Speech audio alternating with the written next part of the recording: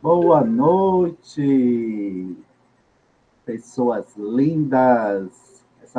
Essa sala recheada aí de mulheres, mulheres fortes, dinâmicas, mulheres que tomam aí a educação como seu campo de estudo, de ensino, de trabalho. Então, uma alegria imensa estar aqui recebendo a professora Valéria. A gente está tendo esse primeiro contato, espero que seja o primeiro de muitos, professora Valéria. Seja muito bem-vinda. Então, passo aqui a palavra já para você, para a senhora, como preferir ser chamada, Tudo e bem.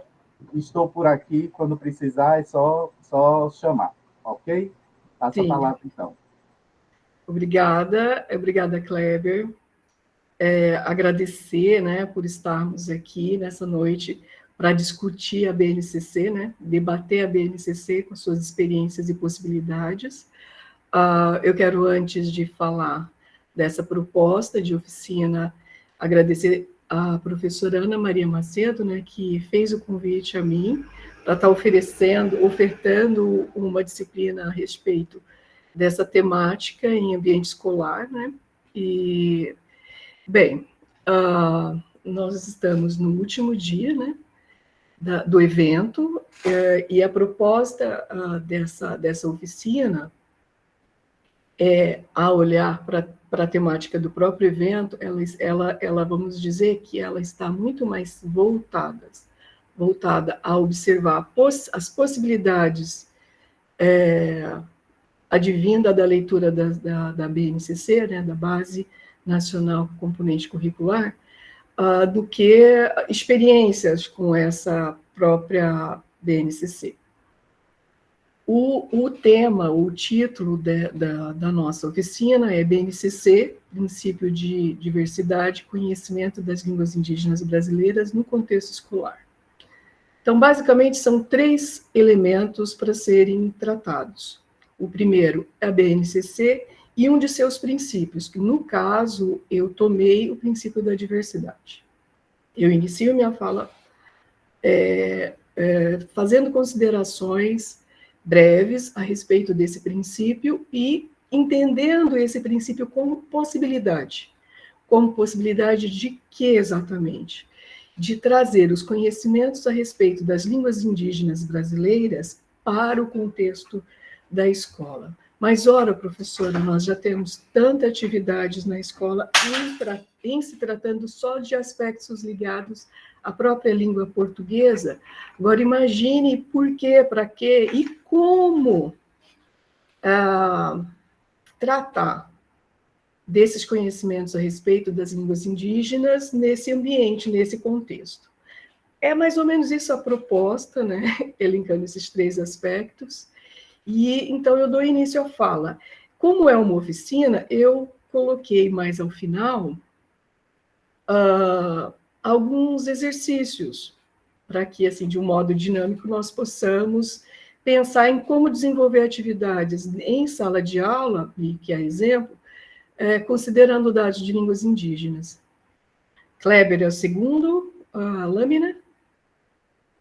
Aqui sumiu a apresentação. Assim. Nesse evento, o primeiro dia, na fala do professor Alberto Leal, o sociólogo, ele tratou muitíssimo bem a respeito das áreas, né, de conhecimento que a BNCC busca trazer um norteamento, uma orientação, falando das suas cargas horárias e fazendo considerações a respeito críticas a respeito da Constituição com relação principalmente à área ligada à sociologia. Muitíssimo importante a fala dele. Eu trago esse mesmo panorama das áreas de conhecimento que são priorizadas pela BNCC, mas hoje nós vamos tratar mais especificamente da área de linguagem, tanto no ensino fundamental quanto no ensino médio, certo? Ensino fundamental, linguagens, ensino médio, linguagens e suas tecnologias. Só um minuto para eu desativar as notificações aqui. Olha só, qual o interesse em trazer essa disposição? Principalmente para observarmos os componentes da área de linguagens ali dispostos de modo diferenciado no ensino fundamental, em que ele vai colocar, em que ela vai propor, né, um componente para a língua portuguesa, um componente para artes, um componente para a educação física e um para a língua inglesa, todos para constituir essa área de conhecimento linguagens. Percebam que, em termos de língua ou de aspectos relativos à linguística, duas línguas são contempladas, o português e a língua inglesa, que é uma língua estrangeira. Tá bem? Então, eu quero olhar, assim, se há uma crítica a ser feita, talvez essa, a obrigatoriedade e o privilégio dessa língua estrangeira dentro da BNCC como algo obrigatório para toda a nação. Isso toda e qualquer escola estabelecida dentro do território nacional. Depois a gente volta nesse aspecto, mas era isso que eu gostaria de estar frisando com vocês, trazendo esses componentes todos aí, as suas áreas. Bem, observe que no ensino fundamental e médio, mais ou menos correspondente às diversas áreas que vão além da língua portuguesa. Tem a área de matemática, ciências naturais, ciências humanas. No ensino fundamental ainda tem o ensino religioso. Toda e qualquer área se pauta em 3 princípios. Segue, professor. Então, ela tem, para qualquer uma dessas áreas, 3 princípios que vão dar a fundamentação para o que ela propõe para ser em rede nacional, vamos dizer assim. Quais são eles? Igualdade, diversidade e equidade. Considerando aí que vocês já, desde 2018, a BNCC é de domínio público, então cada um de nós já podemos ter passado os olhos nesse texto. E logo ali no início, depois dela discutir quais são os marcos legais que a ampara a LDB e os demais documentos, ela vem com essa proposta de dizer o que é que fundamenta, quais são os conceitos que fundamentam toda a sua organização. E aí segue, professor. E aí, vou tentar, assim, muito brevemente, dizer a respeito desses 3 conceitos, para eu poder me centrar na questão da diversidade, tá? O princípio da diversidade. O princípio da igualdade, ela imagina que, se está se propondo uma base comum curricular nacional para toda a nação, que ela seja igualitária. Ela seja igual para todo, que esse princípio da igualdade, a igualdade de direitos seja para todo o estudante em rede nacional. Para isso, ela leva em conta a questão da diversidade cultural e social, considerando ainda aspectos relativos às desigualdades sociais, principalmente as desigualdades sociais. E pensando nesse contexto de desigualdades sociais e muito de aspectos históricos que foram sendo servidos de apagamentos de realidades para focar em olhares específicos, ela propõe um terceiro princípio que eu acredito que é o que vai dar condições para que o olhar sobre a diversidade e o encarar esse aspecto relativo à diversidade no país, nas diversas áreas, seja possível para que, de fato, uma igualdade educacional se estabeleça, que é o princípio da equidade, que reconhece as diferenças. Esse reconhecimento eu estou tomando como a possibilidade. Possibilidade do quê, professor? De tratar de diversidade linguística, e aí sim dentro da área das linguagens, ou linguagens e suas tecnologias. Vamos considerar, então, a diversidade nesse âmbito como sendo uma diversidade linguística. E aí, no contexto escolar, que é o motriz da oficina dessa noite. Vou pedir para que você volte uma lâmina para eu ler aquele trechinho inicial da apresentação desses 3 princípios, só esse primeiro parágrafo, e vou fazer um chamamento para vocês que estão participando, para a leitura integral, ao menos desse. Centra nessa leitura e veja se você também a observa como possibilidade, tá bem? No Brasil, um país caracterizado pela autonomia dos entes federados, acentuada diversidade cultural e profundas desigualdades sociais, os sistemas e redes de ensino devem construir currículos e as escolas precisam elaborar propostas pedagógicas regionalizadas que o quê? Que considere as necessidades, as possibilidades e os interesses de quem? Dos estudantes. Assim como de suas identidades. Que tipo de identidade? Identidade linguística, étnica e cultural. E aí, sim, você tem uma abertura, né? Se você vai considerar esse estudante dentro desses perfis de identidade linguístico, ético e cultural, o que eu estou pretendendo chegar com a minha fala talvez tenha alcance. Essa é a possibilidade que eu vejo, e aí, a partir dela, eu venho falar com vocês hoje. E aí, se é apropriado ou não, fica para cargo da consciência e entendimento de cada um. Não é algo impositivo, é só uma das possibilidades que vejo que esse texto traz. Segue, professor.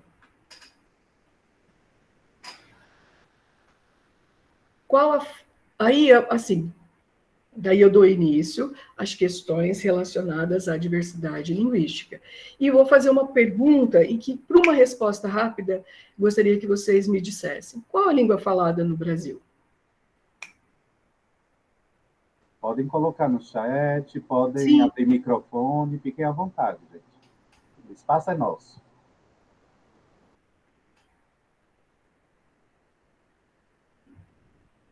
Já responderam? Assim, né?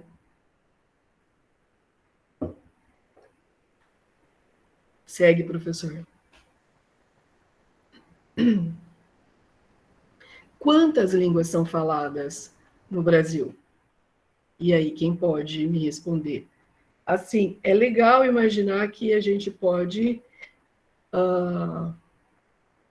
se manifestar e nessa manifestação não está muito de acordo com aquilo que a gente está esperando. E aí, dentro do próprio sistema educacional até então, é muito o erro, eu respondi errado, é algo visto como muito negativo. Mas as novas metodologias ativas e as pesquisas têm indicado que cada vez que eu respondo e a minha resposta está errada, existe uma proporção muito maior de aprendizado, reflexão e aprendizado a partir daquele erro do que qualquer entendimento rápido. A fixação, a sinapse no cérebro que se dá em termos de aprendizado, porque eu errei, aquela resposta é maior. Então, a gente enquanto professores, temos que nos abrir muito mais para as possibilidades de responder, mas não era bem isso, etc. Não há problemas nisso, há problemas, porque aí fica mais participativo, né? Tem resposta no chat, Kleber? A Leila colocou aí, que ela disse que não lembra, mas são mais de 200. Aí, é Leila? Leila. Tá, Leila, muito bem. Mas, Leila, é lógico que essa minha primeira pergunta, você volta um pouquinho, professor?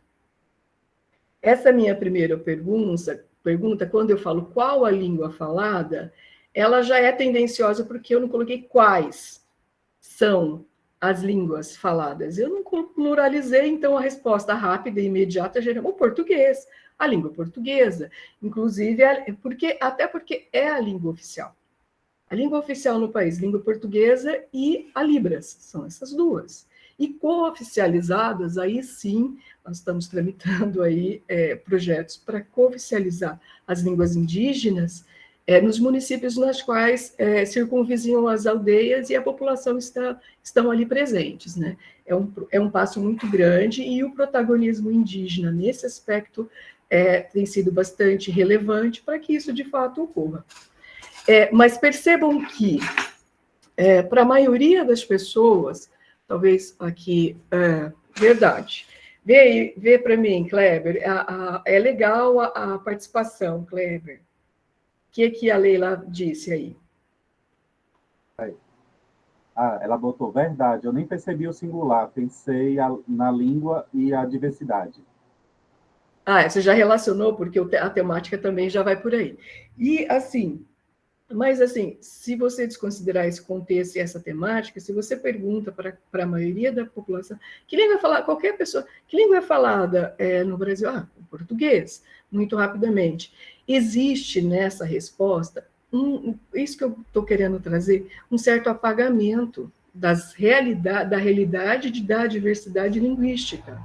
Parece que essa imensa extensão territorial só existe uma língua falada para uma população de quase 200 milhões, bilhões, eu não sei bem como retratar aí numericamente a demografia. Mas olha só, então é vendido uma ideia, e nós, muitas das vezes, somos os agentes dessa transmissão de que é um país monolíngue. Há ganhos, né, pelas entidades governamentais nisso, e depois, se vocês quiserem saber, a gente discute um pouco mais a respeito. Mas, observe, e quando eu falo, e percebam que essa brecha que eu estou entendendo que a BNCC dá por esse discurso sobre os princípios de equidade, igualdade e diversidade, para que a gente compreenda a diversidade linguística para muito além de variação linguística dentro da escola, em que eu vou considerar todas as manifestações variáveis do português. Não, assim, pensar em variação linguística não pode se limitar às variáveis da sociolinguística, né? Na região tal fala de tal maneira que é uma variável do português, e então, como o português é diversificado, tudo bem, mas isso não é novidade alguma, até porque lá no PCN da década de 90, no final da década de 90, já se propunha que a variação linguística seja trabalhada dentro da escola, do contexto escolar. Então, o ganho aqui que eu acredito que a gente precisa estar atento é com relação à diversidade de línguas e nações, das etnias, quando ela coloca lá, né, identidade étnica, identidade cultural, identidade linguística, eu não consigo ver de outro modo, se não considerando todas elas. Porque nesse quadro que o Kleber está apresentando aí, o que ocorre? Desde a chegada de Pedro Álvares Cabral em 1500, a manifestação de que o português é a fala vem de lá, né, desde a colonização. Então, muitas das vezes, quando a gente responde muito rapidamente que português é falado no Brasil e nada mais, a gente está com esse olhar muito colonizador ainda. E, para nós falantes de português, parece muito cômodo. Mas, assim, além do português que chega nessas embarcações, nessas caravelas, do lado direito, gente, direito e esquerdo, eu me engano um pouco, os indígenas. O Tupinambá, uma língua já extinta, foi a primeira a ser manifesta ali na relação com os portugueses. Mas outras milhares de línguas, centenas de línguas eram faladas aqui. Tá bem? Então, e ainda são faladas muitas dessas línguas. Como a Cleide, eu sou ruim de nome, como a Cleide disse, em torno de 200. A Leila diz, em torno de 200. E aí eu vou colocar alguns dados, porque vai variar um pouco essas questões numéricas, e isso não é um problema, porque é muito difícil computar mesmo, tá? Porque a noção de língua e dialeto, às vezes, se confundem, e aí a gente toma duas línguas, quando, na verdade, é um dialeto. São dialetos da mesma língua. Então, percebam que existe um apagamento, né, dessa realidade, dessas etnias, desses povos que fazem parte. Também que fazem parte da nossa realidade e precisa fazer parte do contexto escolar. Muitas crianças, até pessoal da graduação em letras, como não tem uma disciplina sobre as línguas brasileiras na grade, saem sem saber, sem conhecer as demais línguas faladas. Eu estou aqui me centrando, falando de diversidade linguística, me centrando em línguas indígenas, mas para além disso, tem as línguas de imigrantes, como italiano, pomerano, como japonês. O alemão e o japonês são as outras duas as outras línguas mais faladas depois do português, em termos de número de falantes, para vocês terem uma ideia. Então, a pesquisa linguística e a relação com a diversidade linguística vai muito além do que variação linguística, tá bem? Essa é a proposta e vamos ver no que dá. Segue, Kleber. Aqui eu trago números, né, Leila, olha lá. Para Arion Rodrigues, mais abaixo, aí sobre línguas, está dizendo aqui de 170 a 180, isso em 2005, dados mais atualizados. Porque a obra em que ele vai classificando as línguas sai nesse livrinho verde aqui, muito bem comentado, né? Línguas brasileiras para o conhecimento das línguas indígenas, né? Depois desse livro, ele atualiza os dados ali em 2005, dizendo em torno de 170 a 180. Os dados de Danny Moore, que já é 2008, fala em 167. E aí é nesse livro aqui, que é bem interessante, os contatos linguísticos no Brasil, porque há uma diversidade imensa de línguas e elas estão em contatos. Então, também há pesquisas que vão se relacionar com os fenômenos advindos do contato entre essas línguas. Esse livro é excelente. E nesse livro aqui, um capítulo é destinado a falar dessa diversidade linguística indígena dentro do país. E ali ele diz em torno de 167. A maioria dos linguistas, quando você vê falando, eles começam a dizer 150, 150. Tá? Mas é um número. O IBGE, em 2010, no censo, diz 274, mas aí é que está aquele problema que eu mencionei agora há pouco, de, às vezes, considerar um dialeto como língua, e aí eu li um pouco esse número, a margem fica maior. Mas, em termos populacional, olha lá, 1,4% da população brasileira é indígena. Desse 1,4%, olha, imagine, gente, era só indígenas, se tornou atualmente 1,4%. 57% desse percentual vive em terras indígenas, tem as suas terras documentadas e se valem do seu direito. E 32% em áreas urbanas e áreas rurais. Então, a realidade da tua escola, além de trabalhar, além de ter, no seu município, por exemplo, você pode ter aldeias circunvizinhas que têm a sua escola lá, mas há também indígenas em áreas urbanas que também têm o direito de ir para a escola onde você pode estar trabalhando em área, né, nas escolas da cidade, e que, considerando esse aspecto, é bem importante que você leve em conta a língua que ele traz, a realidade que ele traz, e para o seu contexto escolar. Mas como professor, isso eu vou desenvolver mais adiante, mas imagine que, por exemplo, aqui eu estou em Rondonópolis, aqui nós temos o grupo que é o Bororo. Então, nas escolas aqui, a BNCC, a composição do currículo das escolas pode passar a considerar aspectos relativos a aspectos antropológicos e linguísticos do Bororo, porque ele pode vir participar das escolas que, por exemplo, não são as da aldeia. E com a cooficialização das línguas, é muito mais provável ainda que que as pessoas das escolas urbanas busquem conhecer essa realidade linguística dos povos, até para que esse apagamento dentro do contexto escolar vai minimizando até que deixe de existir, quem sabe. Tudo bem, segue. Não é bem, eu tenho que trazer a questão da diversidade, mas não é a discussão. Mas eu vou deixar assim, para um trecho de um texto de 2020, agora em pandemia, da Bruna Franqueto, que traz assim, um resumo dessa realidade das línguas indígenas no Brasil. O Brasil é um país multilingüe, tem uma diversidade imensa, né?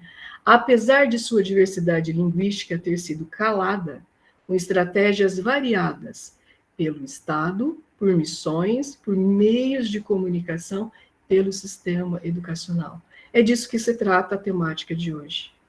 É esse silenciamento dessa realidade. Oi, Kleber. Ô, professora, eu fiquei com uma dúvida. A questão do Iorubá, Iorubá, ela entra como uma língua? Como é que As isso é pensado? africanas, as africanas, perdão, eu não fiz menção, né? Mas eu falei das línguas de migração. Então, imagine a diversidade, porque, gente, as línguas africanas são muitos línguas e dialetos do continente, e de diversas regiões vieram para o Brasil. Tá bem? Então, há também essa, como eu falei, olha, eu vou me centrar em línguas indígenas, com certeza eu vou deixar algumas coisas para lá. E aí eu pensei na questão de falar de quais são as mais faladas depois do português, que é o caso do alemão e do japonês, e acabo silenciando outras, mas obrigada, Kleber. Mas sim, tem línguas e dialetos distintos. E mais recentemente, línguas de coreano, língua de senegaleses em Cuiabá, gente, tem um grupo ali, inclusive tem uma tese de doutorado sendo desenvolvida sobre o senegalês falado ou esse contato, né, do senegalês com o português ali, a variante cuiabana, o que está resultando, tá bem? São trabalhos bem importantes. Então, observe que essa é a questão, né, de um Brasil multilingüe, com uma diversidade linguística que é silenciada, e inclusive pelo sistema educacional. Aí não dá, né? A gente tem autonomia dentro de sala de aula, ainda que seja, e a gente precisa levar adiante aquilo que a gente percebe que deixou para trás, tá bem? Sigamos, Kleber. Me interrompa quando quiser. 1500 e hoje. E esse hoje é 1989, essa imagem, esse mapa. Então, em 1500, essa coisa colorida na América do Sul representam famílias linguísticas, tá bem? Hoje, essas cores ainda dizem respeito a famílias linguísticas de línguas, né, indígenas, mas observe que na costa leste, onde chegaram os primeiros invasores, né, os imigrantes europeus, houve um extermínio brutal. Segue, Kleber. Eu vou ler um trecho do texto do Danny Moore, desse livro que eu apresentei agora há pouco, porque ele leva em consideração essa realidade desse mapa de uma maneira também bastante sintetizada, porque a gente tem pouco tempo para discutir várias coisas. Olha só. Sabe-se que a população indígena atual é bem inferior à que existia no passado. Deu para ver pelo mapa, né? Apesar da imigração europeia ter sido relativamente limitada nos 2 primeiros séculos do período colonial, as línguas nativas foram sendo extintas. Estima-se que cerca de 75% delas se perderam nos últimos 500 anos.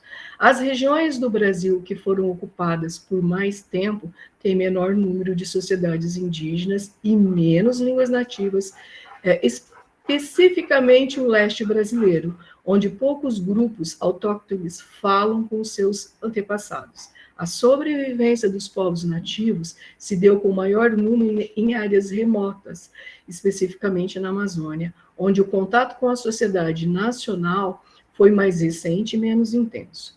Além de ser a região amazônica apresentada também como grande diversidade linguística e cultural, a região concentra mais de 2/3 das línguas indígenas faladas no país.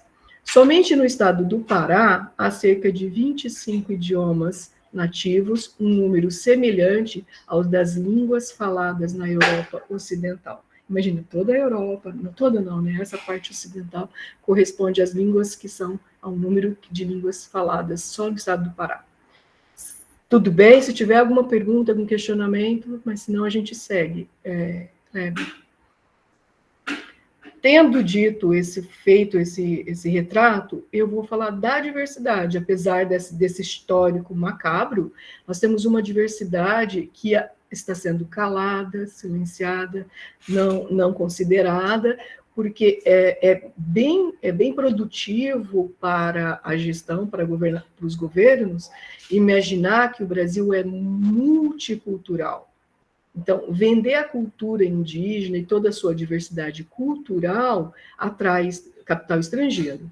Agora, vender a ideia de que existem muitas línguas indígenas sendo faladas faz com que haja a necessidade de ações, de políticas públicas para atender as necessidades dessas realidades linguísticas, né? Com escolas, com material didático, com professores formados, qualificados, acadêmicos, percebam. Então, é muito bom e melhor dizer a respeito, vender a ideia de que o Brasil é multicultural do que multilinguístico, multilingüe, tá bem? Então, mas a gente não pode deixar isso avançar.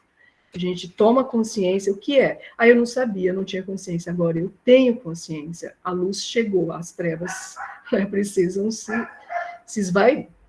Então, nós temos ali as línguas agrupadas em famílias. Gente, os cachorros. Em famílias. Essas famílias, e o que está em amarelo são as famílias linguísticas. O que está bem escrito pequenininho por dentro são nomes de línguas. Línguas que são da mesma família são línguas diferentes. O português e o espanhol são da mesma família, mas são línguas diferentes. Então, imagine que ali tem uma família tupi-guarani e todas aquelas línguas que se agrupam, são semelhantes, tem lá um certo grau de compreensão entre um falante de uma língua e um falante de outra língua, mas não são a mesma língua, tem sua sistemática, sua organização e seu léxico distinto. O modo de funcionamento é outro, mas se assemelham. Então, essa familiaridade se agrupam, e esses grupos de famílias se agrupam em dois troncos, que são uma língua ancestral de onde elas tivessem surgido. Aí o tronco tupi e o outro tronco, que é o macrogeu, que está em verde. Além desses dois troncos, com as suas várias famílias, nós temos ainda famílias que não estão relacionadas a esses dois troncos, além de línguas isoladas, ou seja, não há estudos que comprovem a familiaridade entre elas, ou entre elas e alguma dessas famílias já descritas e documentadas, ou simplesmente as línguas com as quais elas tinham algum parentesco, alguma genética, já sumiram. Nós não temos mais informação. Então, a importância da documentação, a importância para a vitalidade e revitalização de muitas dessas línguas.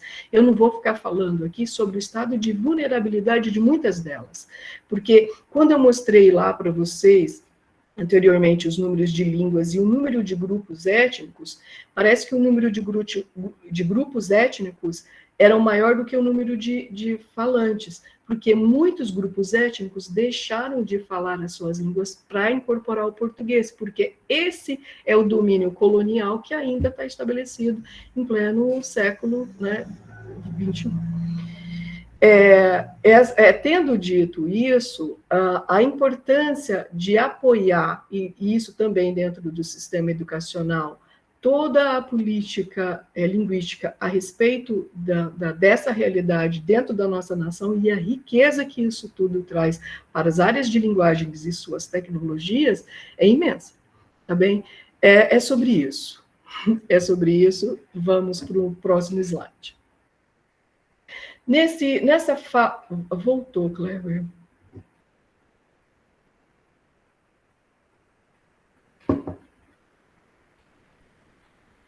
Pronto. Kleber, eu vou pular esse, porque esse só está dizendo a respeito dessas famílias e eu acabei explicando. Então, vamos dar início a... tendo passado a proposta, a visão, eu gostaria muito de saber de vocês, aí um pouco mais de troca a respeito de por que, professora, por que você está montando essa oficina e nessa quinta-feira falando, quinta ou sexta, gente, quinta-feira falando a respeito de aplicar os conhecimentos relativos a essas línguas indígenas já desenvolvidos, por que no contexto escolar? Para que essa aplicação? Por quê? Né? Se vocês quiserem participar, seria bem interessante. Vou aguardar a manifestação. Não havendo, eu sigo. Pode abrir as câmeras também, gente. Sim, bora... seria bem interessante. Bora interagir. Bora interagir. Aproveitem essa oportunidade. Fala, Leila. Oi, Leila. Então, nessa pergunta aí eu acho bem interessante, porque aqui eu moro em Juína, Mato Grosso. É uma cidade assim, que é Riquibacha. rodeada de etnias, né? Riquibacha, Sainauê, Nenauê e Cinta Larga. Por ser uma cidade já dominada por eles, e ser deles do início, a gente não conhece, não sabe nada sobre o assunto. Na escola nós temos indígenas e a gente não sabe da cultura, nem da fala, nada, nem umas coisinhas básicas, igual na Libra a gente fala, oi, boa noite, né? O indígena não tem, e eu acho que deveria ter, porque nós somos um país cheio de indígenas, né? São eles os nativos. Perfeita a sua fala, Leila. Você tocou exatamente nessa realidade importantíssima, Leila. Quer dizer, o indígena está ali dentro da escola na qual eu trabalho e eu finjo não vê-lo. Eu finjo dizer que ele, a fala e a língua dele não pertence ao interesse dos domínios da área de linguagens. Percebe? Enquanto há uma riqueza imensa. E se eu conseguir minimamente dizer assim, quando eu olho para o conhecimento do outro, eu melhor entendo a mim mesma, assim, é um universo que se expande muitíssimo. Então, assim, quando eu estudo português, só o português pelo português, o avanço não é tão grande quando comparo e reflito com relação ao outro. Então, se eu quero me conhecer melhor, eu vou me conhecer melhor, não é ficar olhando só para dentro de mim, mas na minha interação com o outro.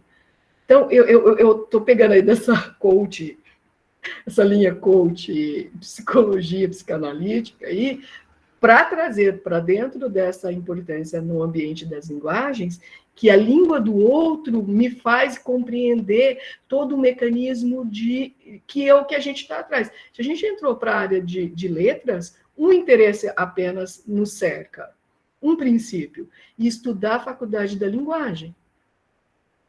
O que você quer com letras? Seja na área de linguística, de literatura, de língua estrangeira, a faculdade da linguagem, essa que o ser humano, só o ser humano, é capaz de desenvolver, de aplicar. Sigamos.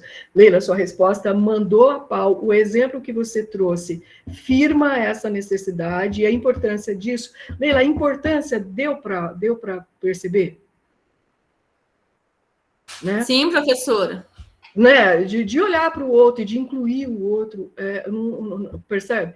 Porque olha só, gente, nós estamos na década internacional das línguas indígenas. Sabe qual o lema desses protagonistas indígenas? É assim: nada para nós sem nós. De novo, nada para nós indígenas sem que nós, indígenas, estejamos presentes.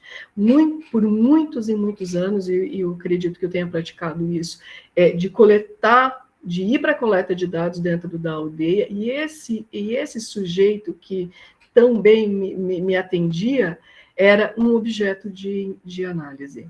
Era um objeto, percebe? E ele quer protagonismo, ele quer ser esse analista, ele quer ser o professor, ele quer discutir. E assim, e por que não? Gente, o outro objetivo dessa fala, inclusive da oficina, é dizer para vocês que é de extrema importância perceber que nós não só temos essa faculdade da linguagem, somos o ser capaz de produzir essa linguagem, mas como nós temos metacognição, de modo inato. Então, de modo inato, tanto você quanto eu, quanto a qualquer falante de qualquer língua do mundo, não há língua menor nem pior, e qualquer falante tem a condição e a possibilidade de ter formação científica a respeito da língua. Então, a linguística é uma ciência, mas é uma ciência possível, porque cognitivamente todo ser humano e falante é capaz de refletir metalinguisticamente a respeito da própria linguagem. Então, não é para fulano sim, beltrano não, essa sim, aquela não, sabe? E aí vamos pensar na diversidade. Para quê? Para que aplicar? Para isso que eu acabei de dizer aqui. Eu disse anteriormente, ao conhecer a língua do outro, melhor eu entendo a minha. Eu vou dar um exemplo. Quando eu iniciei em 98, trabalhando com os Kaiowá, Guarani, que assim, as aldeias, ali circunvizia a cidade de Dourados, no Mato Grosso do Sul, e na fronteira com o Paraguai. Eles vivem ali, e é o Guarani do dialeto Kaiowá. Esse Guarani falado lá, quase todo falante, se não todos os falantes, utilizam ainda o Guarani. Eles falam perfeitamente o português, o espanhol, mas o Guarani eles falam. Esses falantes, quando eu me deparei, e eu tive o primeiro contato em 98, na aldeia, eles me diziam algo que eu não vou falar na língua, mas na língua, deixa eu ver se vem alguma coisa aqui. Era como se eles dissessem assim, sabe assim, eu gosto de bicicleta. Eu fui descobrir o que era preposição quando eu fui estudar essa língua. É como se eles dissessem em português, numa tradição literal, assim, eu gosto bicicleta de.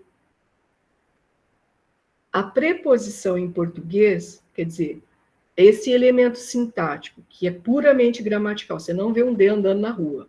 É um elemento puramente sintático, linguístico, está na sua mente. O D não anda na rua. Então, é um elemento gramatical. Esse elemento gramatical chama preposição, porque é uma preposição. O núcleo desse sintagma no qual ela participa é um nome, bicicleta. E esse D vem antes porque é uma preposição. Na língua guarani, é depois, é uma pós-posição. Então fica, eu gosto bicicleta de, é pós-posição. E o que é que faz com que o português, aí mais adiante, né? Por que o português é uma preposição e lá na língua é uma postposição? Por que acontece isso? Bom, existe uma certa harmonia ou uma certa harmonização dentro da gramática do sistema, que vai dizer assim, se a língua ela for de núcleo final, ela vai ser postposicional, vai ter postposições. Se a língua é de núcleo antes do objeto, de núcleo inicial, ela vai ter preposição, e é exatamente o caso do Guarani na sua origem, assim como do português, que é o verbo vem antes do objeto. Percebe? Então, eu começo a desenvolver os porquês do funcionamento das línguas e da sua manifestação, e o que é sistemático dentro delas. Porque, assim, para muito além de decorar, de fazer com que o meu estudante, que o meu aluno, decore regras prescritivas do bem falar e do bem escrever, eu preciso desenvolver nele a capacidade inata dele, desenvolver essa metalinguagem, para que ele possa refletir a respeito da linguagem de modo científico, formar, se uma reflexão, se formar não, desenvolver aquilo que inatamente ele já tem, essa metacognição é para que ele avance na análise dos aspectos relativos à faculdade de linguagem. Tá? Então, é bem importante. Eu não sei se eu fiz me entender, até porque, eu queria um feedback, até porque explicando assim, sem os dados escritos ali, complica um pouco, né? Mas essa coisa do remoto que dificulta.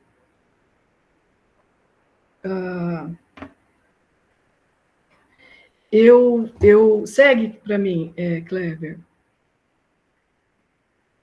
Como? Tá, eu sou professora, ali a minha realidade é em Juína, e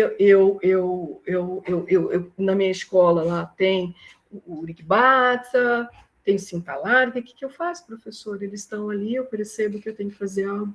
Gente, primeiro é conhecer, né? Trazer luz ao conhecimento, e tem que partir de nós, muitas das vezes, mas se você quiser manter essa nada de nós sem nós, participe junto com o seu aluno, mas buscar conhecimento, e aí eu trago algumas referências para vocês. Essa que eu já mostrei, segue para mim a lâmina, Kleber. Esse daqui que eu já mostrei, é a primeira delas, é uma das primeiras obras. A primeira mesmo em português, tinha inúmeras outras antes, né, na década de 50 e 60, antes ainda, mas de missionários e norte-americanos, e de alemães e de outros lugares que falam sobre línguas indígenas, mas não está em português. Nós temos a obra do Matoso Câmara Júnior, que ele se interessou, né, pela linguística indígena, e depois Arion Rodrigues, segue para mim,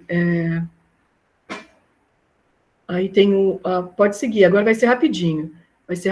Aqui, a primeira gramática completa a respeito de uma língua indígena, o CISEC, né, da Unicamp, fala sobre gramática Camaiurá, que é do Alto Xingu. Segue né, como tem uma gramática, tem a liames, sobre essas línguas, né, sobre Irikibatsa, sobre Cinta Larga, você quiser saber, assim, trazer à luz algum aspecto mais, pense, são textos acadêmicos, mas essa liames está disponível nesse link aí, ó, periódicos, SBU, Unicamp, uma indexação, porque esse aí é o PDF desse exemplar número 21. Mas desde o primeiro, todos eles estão, todas as revistas e todos os artigos disponíveis para que a gente possa vir a conhecer. Esse daí é um manual de linguística, subsídios para a formação de professores indígenas na área de linguagens de 2006, do Marcos Maia. O Marcos Maia, ele teve a experiência junto à Unemate na formação de mais de 200 professores indígenas por 7 anos, e ele resultou nesse trabalho, né, esse manual. Ele trabalhou no 3º grau indígena, o primeiro nível superior, né, que era específico para indígenas, nasce na Unemate. Ele era professor, um dos professores colaboradores, né, da UFRJ, tinha Filomena Sândalo, da Unicamp, tinha Estorto, de São Paulo, da USP. Então, essas pessoas participavam, e resulta nesse manual. Esse manual, para o professor que trabalha na graduação, é bem interessante trabalhar, e fora dela também. É um dos mais interessantes para a gente iniciar, tá? A respeito das línguas e suas, Ariane Rodrigues, suas classificações genéticas, mas sobre realidade de língua é esse daí. Ele também publicou recentemente, eu não comprei esse daí, Experimentando Linguística na Escola. Eu acredito que nesse livro, tá vendo, é 2020, eu não comprei ainda, mas eu vi, quero comprar, mas eu já vou mostrar que ele existe. Muito provavelmente ele vai trazer dados de línguas indígenas para experimentar a linguística na escola. Beijo, vai com Deus. Minha filha saindo. Gente, então, e tem esse outro livro do Marcos Maia, Linguística Indígena, Gramática Universal, tem esse da Luciana Estorto, Línguas Indígenas, Tradição, Diversidade e Universais. Esse Linguística Comparada, Tipologia. Eu vou trazer dados, exercícios para vocês agora, do como trabalhar essas, ampliar o conhecimento da língua portuguesa a partir do encontro, da relação, do relacionamento com essas línguas indígenas, e aí ampliar essa metacognição a respeito da faculdade da linguagem, fazendo que motive essa formação acadêmica e científica desses alunos para a área de linguagens. Eu trouxe alguns dados dessa Júlia Bossaglia, que é Linguística Comparada e Tipologia. Segue como é buscar conhecimento. Eu não poderia te trazer algumas referências que são importantes para iniciar tudo isso. E agora, prática, vamos lá. Antes disso, vou fazer uma introdução a respeito do qual é o exercício, e aí oficina, gente. Kleber, quanto tempo nós temos? Falta 1 hora ainda. Então, certinho. Esbocei, agora vamos ver no que dá. Se der 10 minutos, 20 minutos, 15 minutos, sigamos, né? Ô, professor, inclusive essas referências que você cita, que não está aqui nos slides, depois se puder sistematizar para a gente compartilhar com o público, eu agradeço. Eu tenho uma fala minha que está num evento que nós proporcionamos do PIBID. Lá eu fui tão caprichosa, eu mostrei sites, sabe o da Unesco? Tem um site da Unesco que fala de qualquer língua do mundo, qual é o nível de vitalidade dela. Fala assim, olha, tem um falante, tá? Ele mora aqui, ó, mostra no mapa. É muito legal, tem vários sites. Eu vou tentar achar aqui no YouTube e vou deixar aqui. Lá tem, mas também não está escrito assim embaixo não, Cléber. Seria bom, né? Ai, tem que arranjar uma...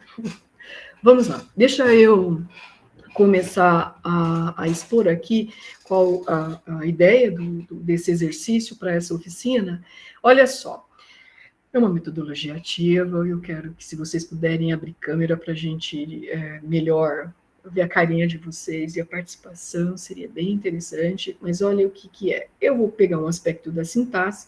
Então, digamos que a gente está lá em sala de aula e nós tratamos a respeito desses constituintes de oração, nesse caso, uma oração transitiva, João ama Maria, em que eu vou ter que identificar quem é o sujeito, quem é o verbo e quem é o objeto. É bem simples, eu acho que no ensino fundamental, tranquilamente, você fala sobre isso. Agora, desenvolver essa formação. Ai, minha gata está querendo beber da minha água. Muito bem, Cléber. Desenvolver essa formação, esse recurso da nossa inteligência aí, vamos lá, Leila, essa é a provocação, né? Então, você tem que ir além do que seja sujeito, do que seja verbo, do que seja objeto. O que esse conhecimento traz? O que é que ele me diz a respeito da faculdade da linguagem? E com relação às demais línguas, como diz esse texto aqui, a linguista e seus tipos. Não existe só esse tipo em que eu tenho sujeito, verbo, objeto, nessa disposição de ordem. Primeiro vem o sujeito, depois no meio o verbo e no final o objeto. Não é só essa disposição, não é só essa posição de ordem que existe. Existem, segue para mim, depois você volta, ai meu Deus.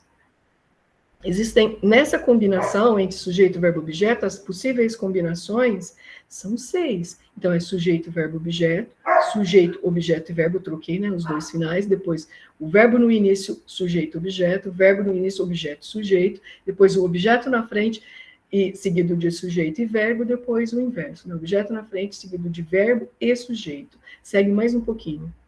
Isso são as possibilidades de arranjo desses 3 elementos, matematicamente falando, só que, assim, empiricamente, através de dados e de pesquisa, o que se tinha era que havia línguas que era sujeito, objeto, verbo, línguas com sujeito, verbo, objeto, e algumas poucas línguas, verbo, sujeito e objeto. Essa ordem. Essas duas últimas ali, ó, objeto, sujeito, verbo e objeto, verbo, sujeito, ou seja, quando o objeto vem na frente, entendia-se que em termos tipológicos, que não havia, inclusive o percentual é 1% das línguas do mundo, tem esse tipo de comportamento em termos de ordem dos seus constituintes. Ai, professora, mas de novo, para que estudar a ordem dos constituintes? Qual a importância disso? Bom, em português é extremamente relevante. Volta para o exemplo de João ama Maria, Cléber. Em português é extremamente relevante, observe por quê. João, na primeira posição, é o sujeito, verbo no meio e o objeto no fim. Quando eu pego a Maria e trago para frente, quem ama quem? Maria ama João. Mudou tudo. Então, João ama Maria, o agente da ação, agora fica fácil falar, o que é sujeito, professora? O agente da ação. Agora fica fácil entender quem é o agente da ação. É ele quem ama, porque ele está naquela posição que é sintática. Agora dá para entender o que é sintaxe, professor, e posição sintática. Aí, então ele vê na kkk, Jéssica, eu faço graça, Jéssica, estou morrendo de vergonha, ainda bem que não está no YouTube. E aí, então, agora eu sei o que é sujeito, agora eu sei o que é função, eu sei o que é ordem, eu sei... então tem línguas que se manifestam diferente, tem línguas que se você colocar... depois eu mostro. Se você inverter, também muda quem ama quem. O amor é transferido de pessoa e de quem recebe. Então, a posição na sintaxe desses constituintes é fundamental em português. Ela que diz quem é o objeto e quem é o sujeito. Tudo bem? Viu a importância? Aí o aluno também vai ver. Vamos fazer o exercício agora. Dados de línguas indígenas. Bora lá? Foge. Agora sim. Essa é a língua kaiowá, na qual eu mencionei antes, que eu trabalhei desde de 98, e olha, eu resultou numa gramática aqui. Descrição gramatical do kaiowá Guarani, Gente, escrevi um trem desse. Eu estava louquinha. Graças a Deus, acabou, passou. Mas é isso, resultou nisso, mas aquilo que eu te falei, né? Eu, o informante ali, e é isso, como fala isso, como fala aquilo. Mas tem uma contribuição de algum modo. Sigamos, olha só como é na língua lá. O exercício é bem simples, né? Olha a pergunta. Qual a ordem básica, a ordem dos constituintes, sujeito, verbo, objeto, em Kaiowá-Guarani? Aí tá, um boi, Jaguareté ou Jucá. A primeira, essa que está em cor, ela indica a língua, o modo como se escreve na língua. Escreve, é legal que eles, né, Guarani tem escrita. O que vem, a segunda língua, é o que a gente chama de glosa. Glosa interlinear, em que vai assim, palavra por palavra, o item a item. Então, um boi é cobra, Jaguareté é onça, e Ojucá é matar. Aprendeu isso, fica bom para olhar para os dados das línguas, quando vocês entrarem na Liames lá, vai estar tudo assim. Né? Essa posição aí fica legal. E você não pode considerar só o português, porque assim, ó, a cobra matou a onça, tá certo? Você não pode considerar a ordem do português, senão a sua resposta vai ser sempre sujeito, verbo, objeto, sujeito, verbo, objeto. Você tem que olhar para essa glosa aí, para ver quem é o sujeito, quem é o verbo, quem é o objeto. Leila, me ajuda aí. Quem mais? Jéssica, me ajuda aí. Qual é a ordem básica desses constituintes em Kaiowá-Guarani? Quem já está entendendo o sistema da língua?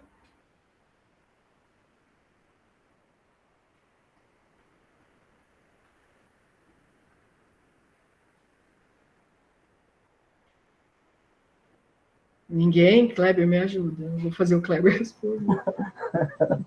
Eu nem sou da área, professor. Mas faz sentido para ti o que eu estou falando? Sim, sim. Estou entendendo Meninas, a questão das posições, né? Que vai definir quem é sujeito, porque quem é assim, objeto. essas coisas de sujeito, verbo, objeto, você lembra lá do ensino fundamental e médio. Não é? Direto do túnel do tempo. Você está me chamando de velha e antiga. Depois quer falar, é senhora você. Olha, eu não vou responder, acho que eu não vou responder, porque oficina. Vai ficar. Tchan, tchan, tchan, tchan.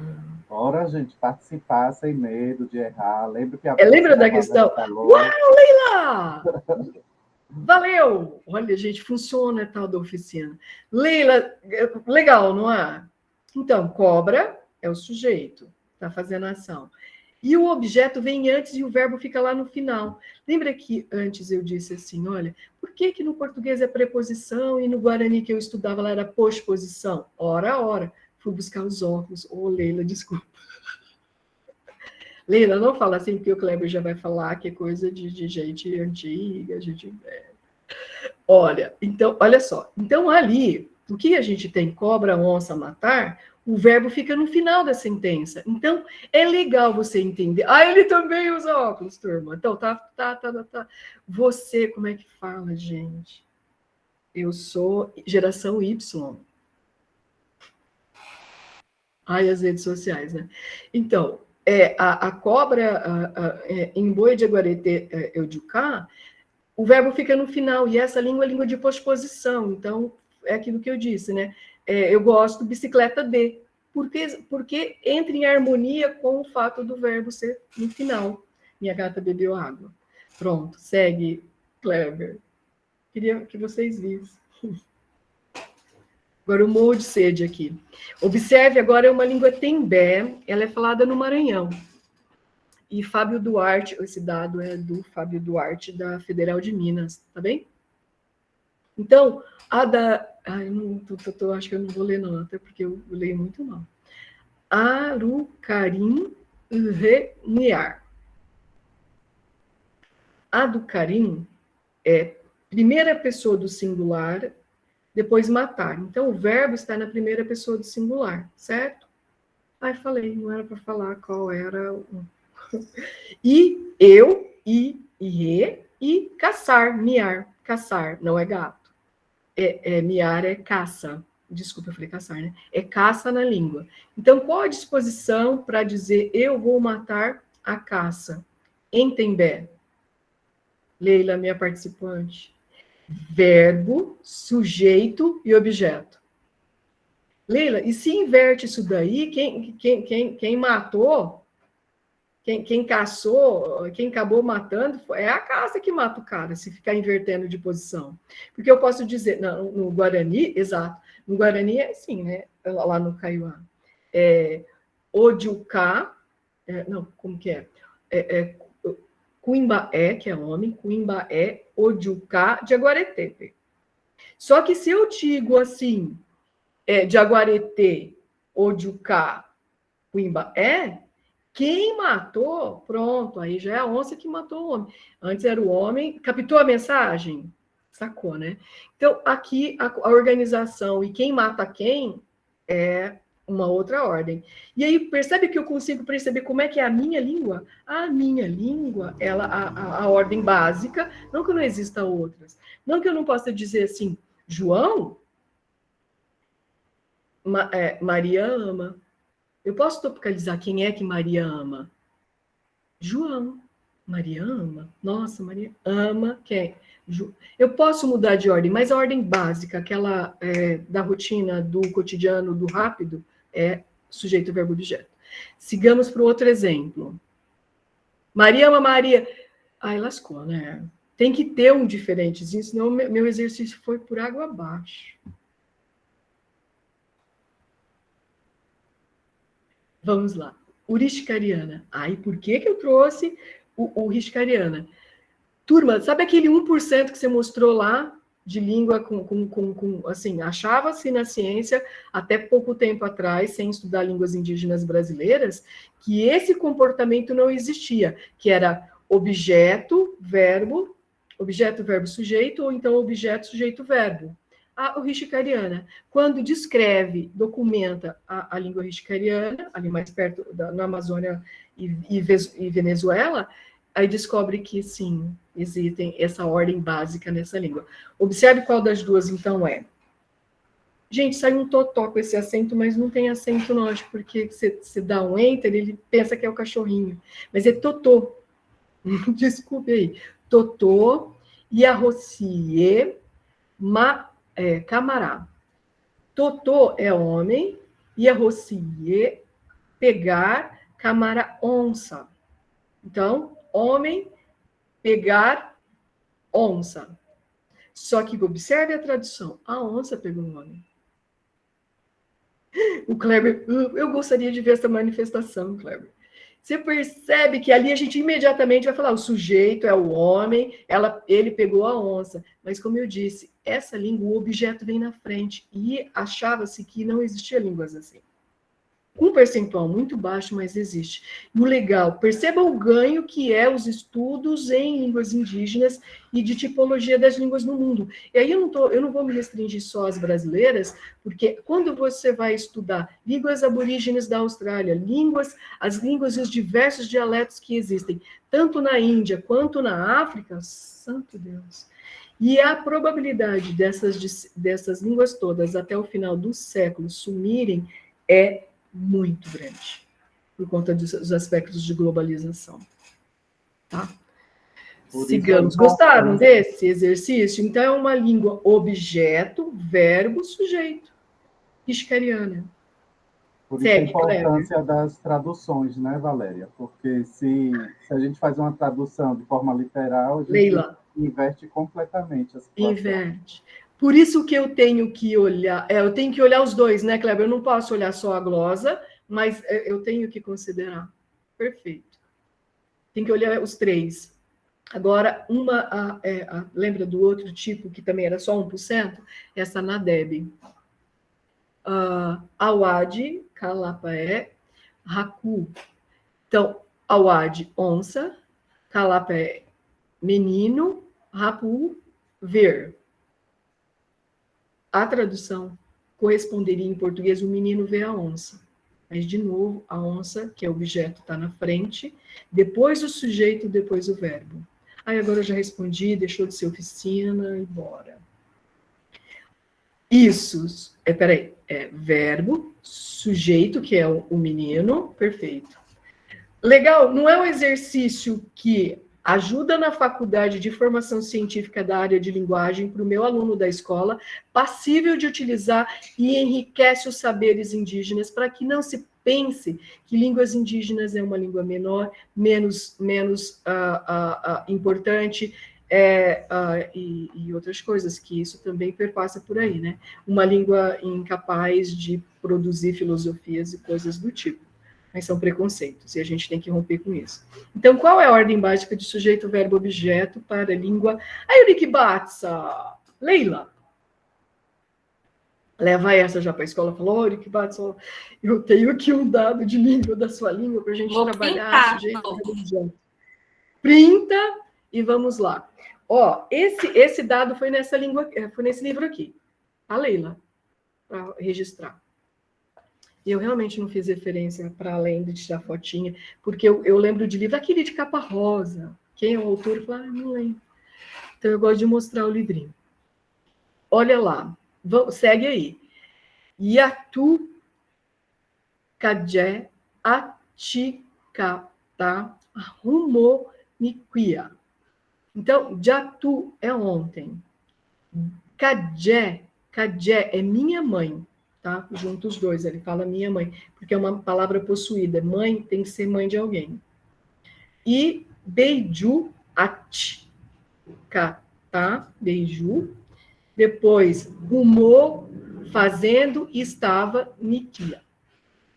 Então, ontem, minha mãe estava fazendo beiju. Continua, quem é o sujeito? Minha mãe. Quem é o verbo? Estava fazendo. E quem é o objeto? O beiju. Como a ordem se dá na língua? Esquece o ontem, porque o ontem é um circunstancial, é um advérbio, e o advérbio em qualquer língua ele tem posição variável. Eu posso colocar assim, minha mãe estava fazendo beiju ontem, eu posso dizer ontem, minha mãe estava fazendo beiju, minha mãe ontem estava fazendo beiju. Percebe que a posição dentro da sintaxe, isso é um advérbio, né? Você quer saber se é um advérbio, você faz ele ir para tudo quanto é lado, e essa é a forma de entender o que seja. O Kleber está respondendo, sujeito, objeto, verbo, fechou, é isso mesmo, né? Segue, Kleber. Já foi bastante exercício sobre sintaxe, né? Eu vou tentar nesse tempo, e aí eu não consegui. Vai beber água da gata. Hã? Vai beber água da gata. Esse era meu medo, mas eu sei que eu estou morrendo de sede. Bebi água da gata. E ela só quis beber minha água e foi embora. Gente, tá gravando. Eu vou morrer de vergonha.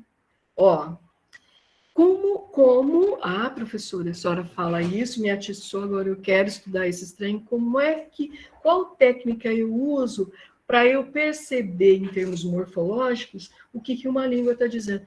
Vou olhar para essa língua asteca, aí não é indígena, gente, mas lá da América do Norte, tá bem? Tá valendo, né? Eu coloquei lá no título Línguas Indígenas Brasileiras, mas esse dado aí, ele me ajuda muito a desmembrar morfologicamente as palavras, para que você compreenda como a palavra naquela língua é constituída.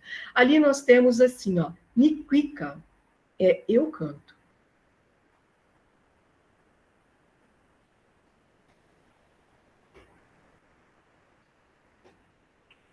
Isso. Olha só, Leila. Niquika é eu canto. Agora, quando eu digo você canta, muda uma coisa. É tiquika. Os bons dados e uma boa observação deles vai fazer você chegar longe. Você compara o que ficou igual no processo de comutação e o que mudou. O que comutou? Se eu tinha niquika, era eu canto, agora eu tenho tiquika. O que mudou e o que ficou igual em eu canto e você canta? Vai lá, Bruna. Vamos pegar só o 1 e o 2. O que ficou igual? O quica. O que será o quica, então?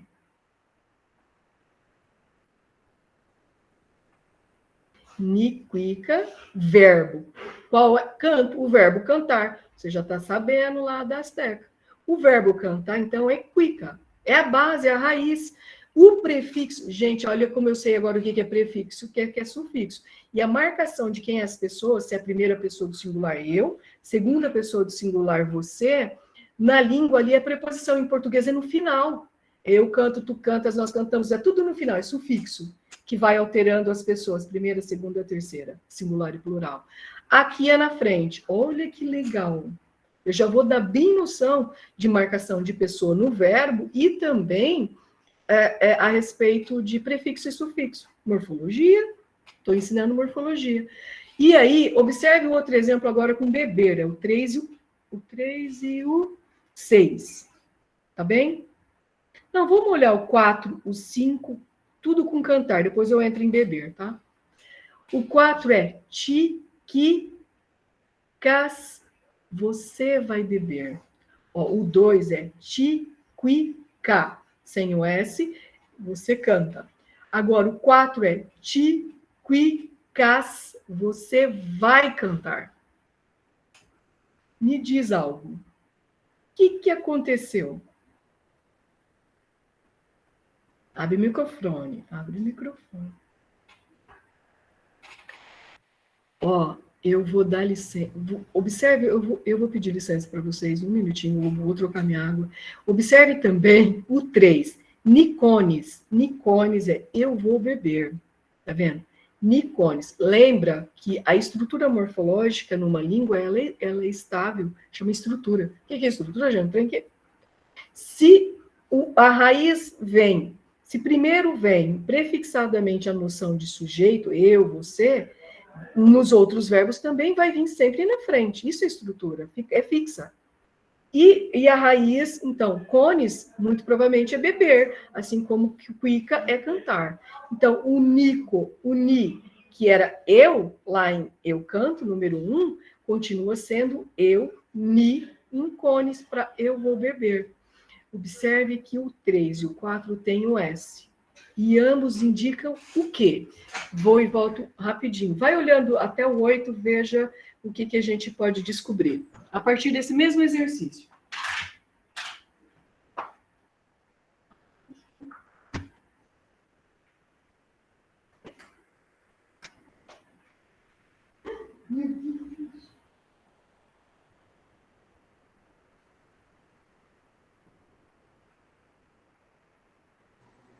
Daqui eu fui avisar que ela bebeu água do gato, tá vendo?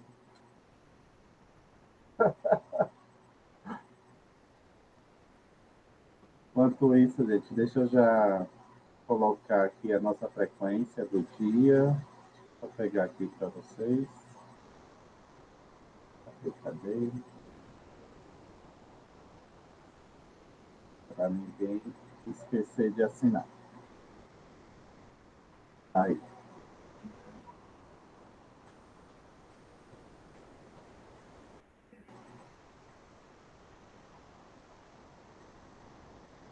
Aí veja quanta coisa a gente fica, né? Sem saber, inclusive, como aplicar. Porque se a gente desconhece, a gente não sabe como aplicar. Então, realmente, temos muito aí que aprender. Buscando, né? Cada um aí tendo que buscar, porque, infelizmente, a gente tem uma carência dessa formação, ainda nas licenciaturas. Então, peço aí, né, que cada um aqui presente busque aí as alternativas de formação, busque as referências que a professora Valéria está trazendo, para ir se apropriando disso e, como ela mesma diz, né, fazendo essa troca, né, principalmente quando você tem indígenas na escola. Então, promovendo esse intercâmbio aí, esse intercâmbio cultural com esses alunos, essas alunas aí presentes na escola.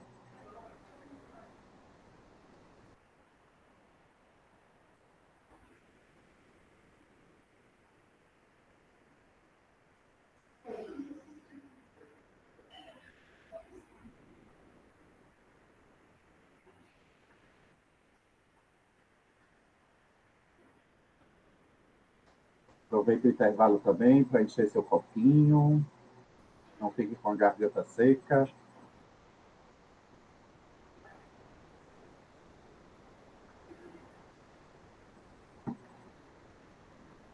Cadê a Rose? A Rose está por aí? Já comeu, Rose? Rose disse que tem que ter os 15 minutos dela de recreio.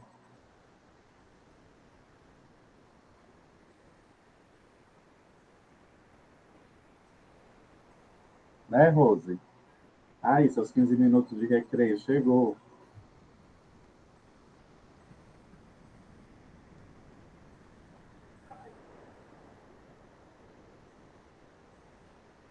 Chega que essa cozinha da professora Valéria é longe.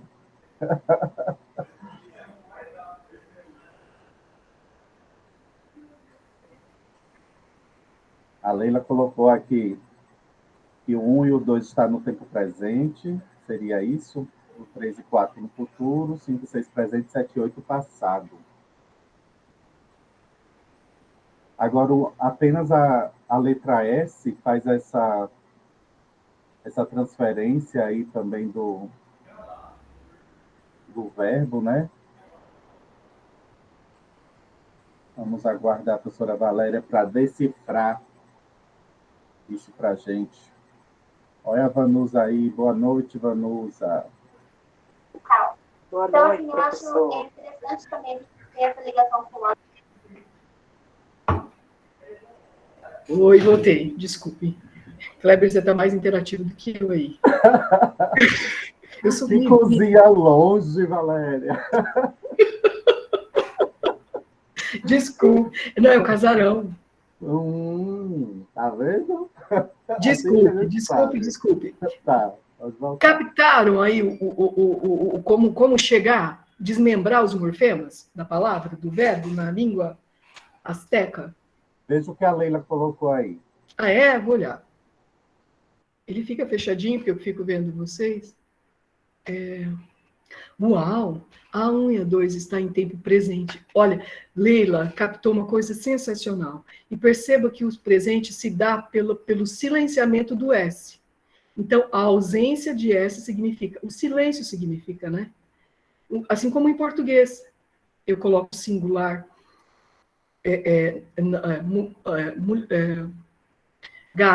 gatos, não, muda, né? Eu troquei o copo, gente. Eu silencio o S, eu não uso o S, eu estou no singular, então o silêncio significa. Quando você pede para alguém algum favor, ele fica em silêncio, significa nãozinho, né? Tem muito disso. Então, olha só, perfeito, o tempo presente, então, é um morfema 0, e o tempo futuro no 3 e 4 com o S. Mas aí você põe um morfeminha, que é o S, só o S significa o futuro. O 6 e o 7... O 6 e o 7 está no presente. O 5 e o 6 está no presente. O 5 e o 6. Ó, tem o ticá no 5. O ticá é estou cantando. É presente, mas é um presente contínuo. Lembra do presente contínuo do inglês? Kleber, olha o inglês da quinta série.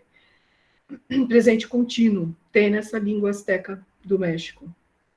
Então, o ticá significa esse presente, mas é o presente no gerúndio, né? Estou cantando. E também o ticá aparece no 6, olha lá, presente também, 5 e 6, né? E também contínuo. Você está bebendo. Depois, o que mais que a Leila colocou? Leila, o 7 e 8 está no passado. O 7, Leila, é diferente do 8. Está no passado, você sacou. Só que o passado com taiá é um passado contínuo. Eu estava cantando. Lá, antes, no passado, eu estava cantando. Então, é um passado contínuo também. E só o K, lá, né, de ticoniqui, só esse K, sem esse A, indica o passado. Então, quais são os morfes? Isso, gerúndio. Particípio ali também. Agora lascou. Cadê o particípio? Ixi, tá. E aí no exercício, eu não fiz isso. Gente, eu terminei, já era quase 1h isso daqui. Aí eu queria desmembrar e fazer como a Leila fez. Aí, ó, 1 e 2, os morfemas. O presente é o morfe 0. O futuro é só o S. O ni é primeira pessoa do singular. O ti é você, segunda pessoa do singular. E assim foi. É o que está no prefixo. As raízes são os dois verbos, cantar e beber. Nika e ticone. E depois, no sufixo, fica o tempo. E aí tem tempo presente, presente contínuo, passado, passado contínuo. Tem um futuro também, não tem?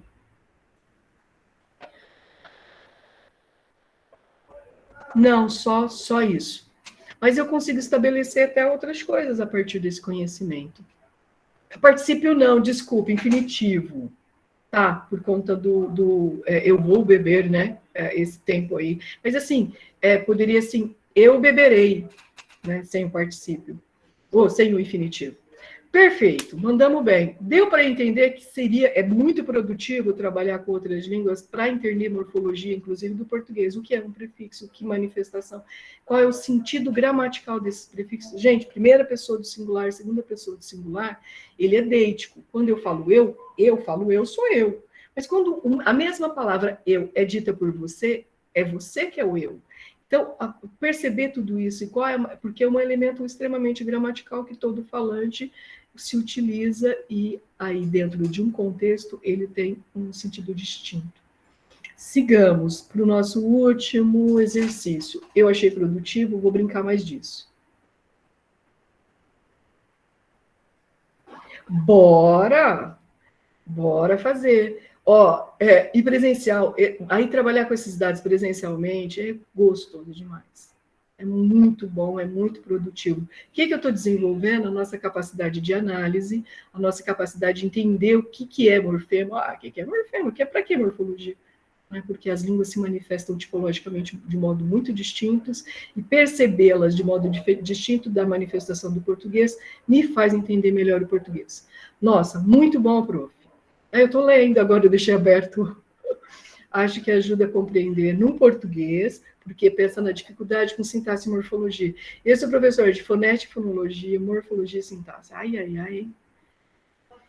Aquela chata, né? A velha chata. Vamos para o último exercício. Essa é uma língua matiz do Amazonas indígena, e aí esse exercício é mais... tem tanto sintaxe quanto morfologia.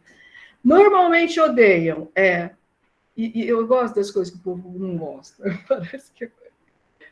Aí, olha lá, a língua matiz. O Cleber, sabe o que seria super interessante fazer? Trazer as imagens e a demografia, as informações quanto aos matiz, onde ele se localiza, fotos deles, onde fica, tudo isso no Google Maps você consegue olhar, ampliar, ver a aldeiazinha lá. Tudo isso é possível, dá para trazer aqui. Então, essa ferramenta também é interessante. Mas o pouco tempo, e ainda falar de BNCC e da importância desses dados na escola, em 2 horas, mas eu gostaria de mostrar a imagem deles, dá para pensar nisso, para ficar melhor. Por isso que é bom a gente pensar em curso, né? Algo mais extenso. Mais extenso. Fazendo... Eu achava que oficina era isso, sabe? Eu achava. Então, olha lá. Mimbi Nambi Pek. De novo, parece muito com aquela das ordens lá, da sintaxe, tá? Então, Mimbi Nambi Pek é você come carne. Não pense assim, Mimbi você, Nambi come, Pek carne. Não entre na bobagem. Não entre na ordem assim. Vamos olhar um pouco mais. Aí eu digo assim, Nami Pek. Significa ele come carne. 3. Nuki Nami Pek. Significa nós comemos carne. Veja que não é muita morfologia, muito mais sintaxe. Elas estão assim, né? Cada uma numa palavra particular. O Nami é o verbo, então. Nami, olha, é legal. Tem 2 erros ali. Tá Nami, depois Nani. Desculpem, tá? A pessoa que digita. Mas eu vou olhar aqui nos dados, porque essa daí, eu peguei aqui, ó.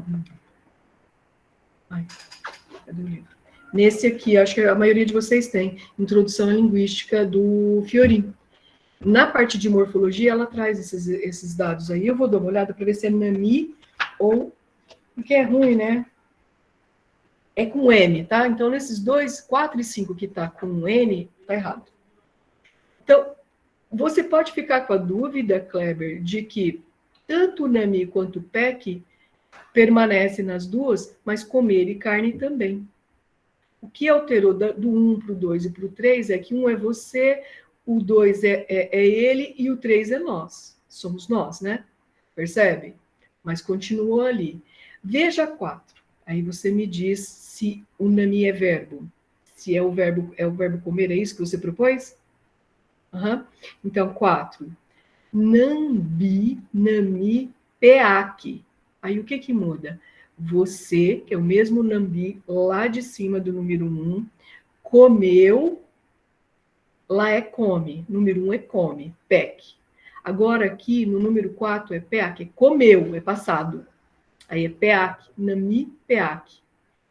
Você continua com a sua proposição? Era uma até a número 4. Era uma possibilidade. Eu continuo, acho que o PEC é a carne mesmo, acho que está na ordem, não sei. Você sabe o que é isso? O olhar, aí dentro da sociologia vocês vão, nossa, você vai me odiar. Etnocêntrico. Eu parto da minha realidade para olhar a realidade do outro e achando que a realidade do outro é igual à minha. Não, É uma visão. eu estou olhando o que está variando. O que está variando é o verbo. E aí variou também a escrita ali, né? Do nami para nami. Aí eu pensei O que tinha que sido o verbo. acontece? É assim, você está olhando para o português. Se você olhar para os dados e pensar só na significação, quando eu digo assim, nami o número 1, mimbi, nami, pek, e o número 4, nimi, nambi, peak, para dizer que um está no presente e o outro está no futuro, quem que está indicando o futuro? Qual foi a diferença do 1 para o 4?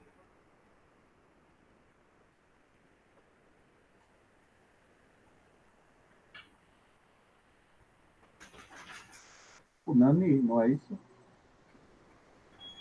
O nami, eu digitei errado. Tá. É porque eu estava focando nisso, nessa variação aí. Veja como é extremamente sutil e você não pode cometer esse tipo de jamais. Se pudesse consertar, mas demora aí voltar, né? Não é ni, é M. Tem como fazer isso aí? Não, né? Deu. É a última. Não, a última. Isso. Troca para mim o N por. Depois você salva. No 4 e no 5. No 6 também, desculpe. Viu que dá leitura errada? Ó, lembra do erro. Lembra que a questão do erro não é problema. Pronto. Aí só deu uma desconfiguradinha, né? Mas tá bom. Deu só ali. Aí. Observe de novo, então. Leila ajuda a gente. As demais estão acompanhando? Fala sim ou não, coloca no chat. Ui, PEC e PEAC. Tá, qual é o sentido de PEC e PEAC? É carne ou é comer? É o verbo comer no presente e no passado. Agora eu acho que é o verbo. Você viu que foi o problema na digitação? Uhum. Que te levou a. Então, assim, a coleta de dados. Me levou a ser chamado de etnocêntrico. E é duro falar isso para uma pessoa dessa área, é algo assim, nossa, é pior do que. Ó, Leila, da coisa da feia. Então, voltemos. Então, a partir disso, dá para entender ali que é o verbo que está sendo alterado para indicar. O que acontece, Kleber? O verbo nessa língua não indica pessoa. A pessoa é indicada pela essa primeira partícula que está ali, a primeira palavra que fala você, ele, nós, mas não há concordância com o verbo como há em português. Você tem que dizer você, ele come. Se for nós comemos. Não tem essa concordância entre o verbo e o sujeito, quando ele é pronominal. Então, nós temos os pronomes indicando o sujeito, né? Você come, ele come, nós comemos. Depois, seguido do quê? Agora, nami é o quê? Carne. Carne, depois o verbo comer. Então, qual é a ordem nessa língua?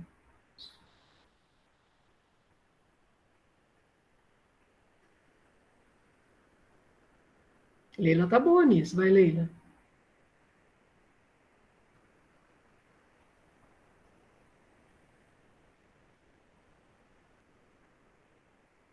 Sujeito, objeto, verbo. O verbo é no final.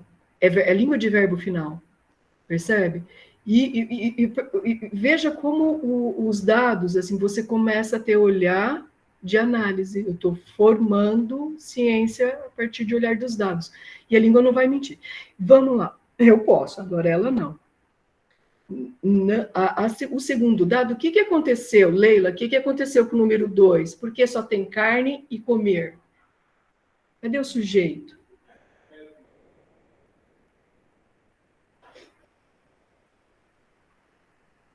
Carne come.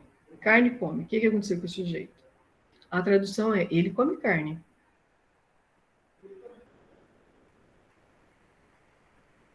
Houve um silenciamento ali. Eu tenho que assinar também. Houve um silenciamento ali. Vixe, prof. Sujeito nulo, não lembra? O sujeito ele pode ser apagado. Eu posso dizer assim, come carne. Quem come carne? Ele. O sujeito ele foi anulado. Sujeito nulo, sujeito oculto, sujeito... Lembra aquelas bobagens todas? Então, nessa língua, o sujeito... Verdade, é isso aí. Então, nessa língua, o ele, a terceira pessoa, quando ela está no singular, ela pode ser apagada. Olha o número 6. Nami Peak, comeu, ele comeu, está no passado. Olha, percebe? E os dois últimos, 7 e 8, já é o verbo correr. Aí era outro indício, Cléber, de você perceber que o verbo era final, porque eu troquei o verbo comer por correr. E a posição dele ficou. Isso é estrutura. Estrutura, quando eu falo, uma língua tem estrutura, nossa, estruturalismo, aí começa a falar mal, né? Mas é por conta disso, pelos dados empíricos, as línguas se manifestam. É como nós, um corpo humano, ele tem uma coluna. É aquilo que vai dar base para toda a variar. Olha como nós somos diferentes uns dos outros. Mas temos uma mesma estrutura, algo muito que se assemelha, e comportamentos, a articulação, e etc. Gente, eu acho que é isso. Tudo bem ou querem continuar ali? O exercício é esse, a atividade é essa. E a manifestação de conhecimento do que seja, como é que se manifesta sujeito na língua em termos pronominais, com o verbo no final. A carne ele ficou mantida, só estava erradinho porque eu digitei mal. E é isso, eu troco o verbo correr por comer, e aí eu consigo entender que realmente o verbo é verbo final na língua. Quanto conhecimento num exercício, numa atividade com os dados de língua indígena. E amplia o meu conhecimento do português. Eu acho que a gente atinge muito mais do que ficar falando mais do mesmo e das regras e não sabe por quê. Eu fim daqui, Kleber. Obrigada, último slide. Ou então gratidão, gratiluz. Nós que agradecemos, Valéria, por ter seu aceite, né? Esperamos, sim, a gente continuar desenvolvendo mais atividades juntos e juntas, para que essa questão das línguas, né, indígenas a gente possa se apropriar mais, né? Porque é tudo muito, como você coloca, muito invisibilizado, a gente desconhece, e como é que cada uma que está aí, muitas das meninas ainda estão em formação em sua licenciatura, elas não têm o conhecimento sobre como é que elas vão aplicar, né? Como é que elas vão levar isso para a sala de aula. Foi o que eu estava dizendo aí no intervalo da água, e também cabe a cada uma buscar no recreio.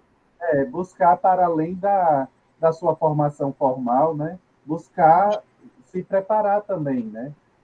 Trazer essa questão da autonomia que você trouxe da sala de aula, que cada um de nós temos em sala de aula, para a gente também ir mudando esse sistema, né, e renovando esse sistema de ensino, saindo da caixa. Eu acho que foi muito interessante você dizer que a gente está aprendendo o português a partir de uma língua indígena. Então, para mim, isso é rasgar essa caixa, né? A gente não só saiu, a gente rasgou e fico feliz. Tem Obrigada, Andresa. Você ficou até o final, Andresa. Que bom, já fico feliz. Obrigada, Jéssica. Não conta para ninguém que eu bebo água de gato. Está gravado. E outras cositas lá no pelo. Ó, a Leila botou aí, ó. Parabéns pela oficina, professora Valéria, foi maravilhoso. Parabéns aos organizadores, em nome do Kleber. Muito legal conhecer sobre a Agora eu vou estrutura contar da a verdade, eu nunca tinha feito uma oficina dessa. Então, Hum, foi a primeira e vocês são todos cobaias. E eu acho que caminho dá tá certo, é uma certo. troca positiva, né, Kleber? Sim. Porque, assim, quando a gente gosta de uma coisa, a gente acha que todo mundo gosta. Lembra da Leila falando, né? Ai, os alunos odeiam sintaxe e morfologia. E, assim, então, quando a gente gosta, a gente acha que a pessoa tem obrigação de gostar. Mas, então, às vezes, eu vinha nessa perspectiva. Eu estou achando que eles vão achar interessante, de repente, não é cabível, não é possível, eu não quero, não vale a pena. É possível vocês pensarem assim, mas eu acho que foi produtivo e eu vou continuar a brincar disso. Acho que é um papel relevante para eu que sou da área, né? Para mim. Maravilha, que também a gente foi provocador, né, para Foi. fazer com que você se mobilizasse para Sempre era assim, uma palestra, uma conferência. A hora que falou oficina, eu falei, gente, eu vou trabalhar com dados, então, né? Vamos ver.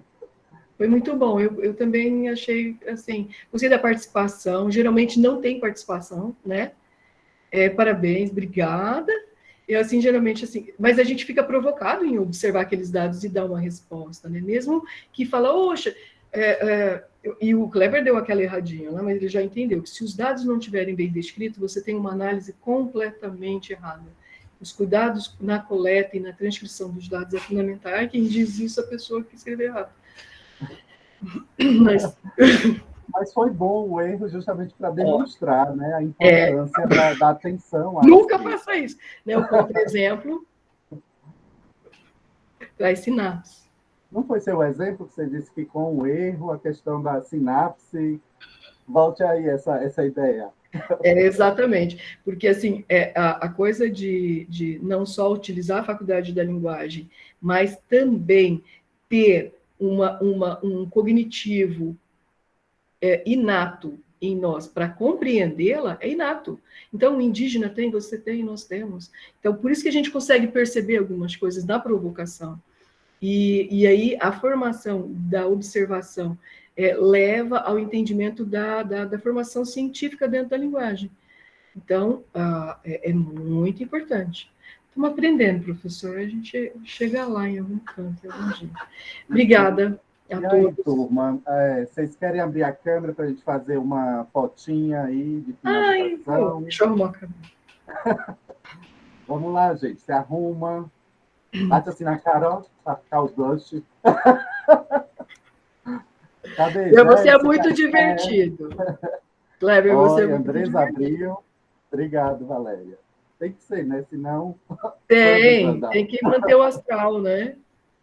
Final de semestre, a vontade é sair correndo, né?